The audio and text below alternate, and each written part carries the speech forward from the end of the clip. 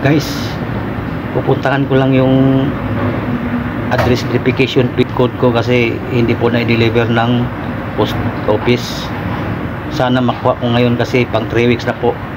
Ang address verification code ay makukuha mo mula 2 to 3 weeks lamang, pero pang 3 weeks na po ngayon at hindi pa dumating sa akin, kaya pupuntahan ko na lang at sana makukuha ko ngayon. At ang ginamit ko palang identity verification ID ay ang ID namin kasi wala akong valid ID. Hindi ko pa nakuha yung national ID ko, at yung ibang ID na hawak ko ay hindi tinatanggap ng Google AdSense. Mamaya mag-update ulit ako pag nandoon ako sa post office. Guys, nandito na po tayo sa post office at papasok tayo maya-maya para itanong natin kung nandyan na ba yung ano natin, Google AdSense. Baka dumating na at hindi lang na i-deliver. Tara, papasok na tayo.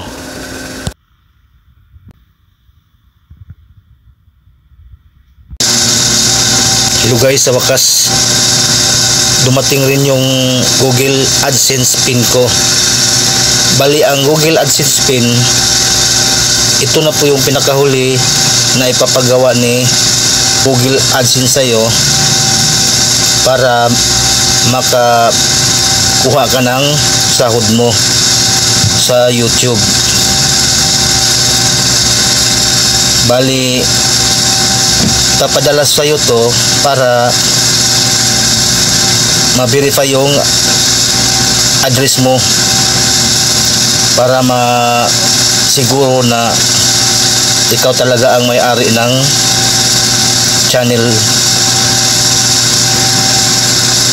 Bali, darating sa'yo to 2 to 3 weeks. Kaya nung July 19, nag-send ng email sa akin ang Google AdSense na pinadala na nila sa akin doon sa address kung saan yung address ko na ginamit para sa kung saan ako babayaran. Kaya ang 3 weeks na bilang ay from July 19, kasi yun ang email sa akin na pinadala na ng Google AdSense, from July 19 to August 9. Kaya nung August 9, Friday, pinuntahan ko sa post office. Ang problema, wala yung kartiro doon. Ang sabi ng guard, kailangan ang kartiro ang makausap ko dahil yung kartiro daw na nakakaalam kung nandyan na yung Google AdSense ko. Kaya ang advice sa akin ng guard na bumalik na lang ako. So noong pinabalik ako noong August 12 na, kasi ang 9 kasi Friday, wala naman silang office sa August 10 kasi Sabado po yun. Kaya bumalik ako noong August 12 dahil bago daw umalis yung kartiro, dapat nandoon na daw ako ng bago mag 9, sabi ng guard. Kaya bumalik ako nung Monday, August 12, pero wala pa daw. Nakausap ko yung kartiro, hindi pa daw dumating. Kaya kinuha na lang yung number ko para matix na lang daw ako kung dumating na. Tatawagan na lang niya ako. Pero ngayong araw na to, nung umaga, mga bago mag-10, tumawag sa akin. At yun na nga, dumating na daw yung Google AdSense pin ko. Kaya ayun, nakuha ko na. Ito na ngayon. At yung Google AdSense pin na to, may 6 na numbers. At yun ang ilalagay mo doon sa payment para ma-verify yung address mo. Bali, galing pala ito ng Malaysia. Galing siya ng Malaysia. Yung iba galing Singapore, yung iba galing Vietnam, meron din yatang galing Thailand. Iba-iba pa lang pinanggalingan nito. Yan na, ito na yung pinakahuling kapagawa ni YouTube. Ang dami pong pagdadaanan bago mo makuha ito.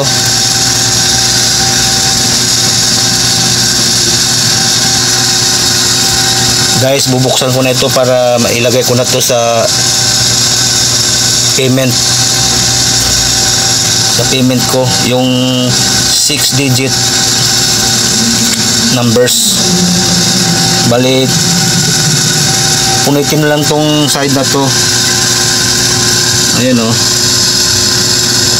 meron siyang guide, tapos papunta roon, tsaka sa kabilang gilid dito lang maiiwan. Tapos makikita mo na yung pin number mo dito, at saka yung may guide pala dito. Tapos ko muna at tatanggalin ko na yung gilid. Ayan na guys, natanggal ko na yung nasa gilid para mabuksan ko yung Google AdSense na pin code na pinadala sa akin, o pin numbers. Ito pala may nakalagay dito July 30. Sabihin dumating to sa Pinas o sa Pilipinas ng July 30, pero ngayon ko lang nakuha oh. Bali August 13 ngayon, Martes, August 13, 2024. Bubuksan ko na.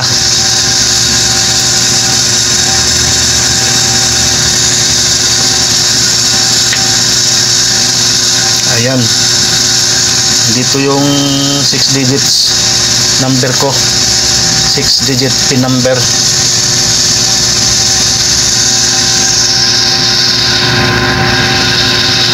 Tapos may instruction siya dito, sign in into your AdSense or AdSense for YouTube account. Go to the payments, then verification check, enter your PIN and click submit. Further instructions available here. Ayan, merong link. Nilagay ko na po yung 6 na number o PIN na pinadala sa akin para ma-verify na yung address ko. So dito na tayo sa Google, ilalagay ko na yung Google AdSense PIN ko.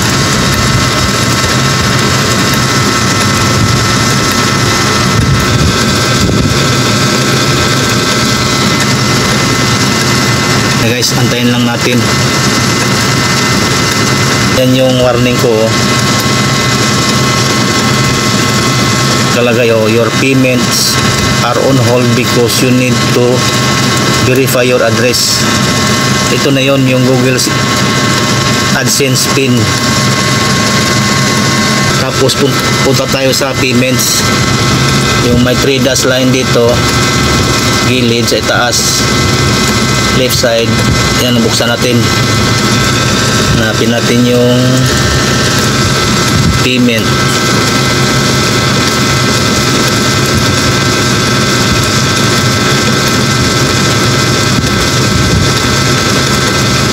Ayan, payment.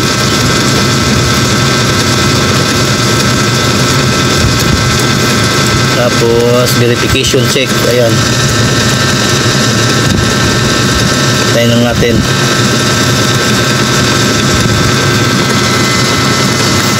Verify your identity.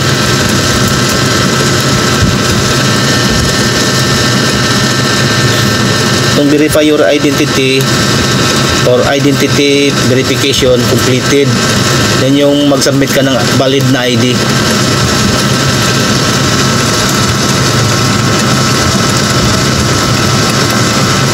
Baba natin. Ayan oh. Ayan, may nakalagay oh, needs attention, address verification. Nandito yung ano, yung 6-digit verification PIN. Enter the PIN we mailed to your payments address. So ito na yon. pa-type ko na dito. So okay na guys, nailagay ko na yung 6 na Google AdSense pin. Sasubmit ko na. Submit.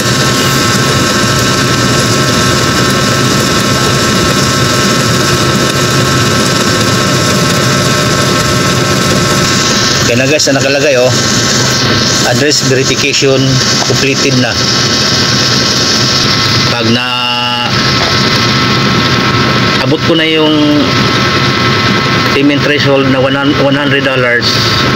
ay mag-i-email si Google AdSense sa akin at magbibigay ng transaction number para ipakwa na ang sahod. Sana patuloy niyo akong suportahan.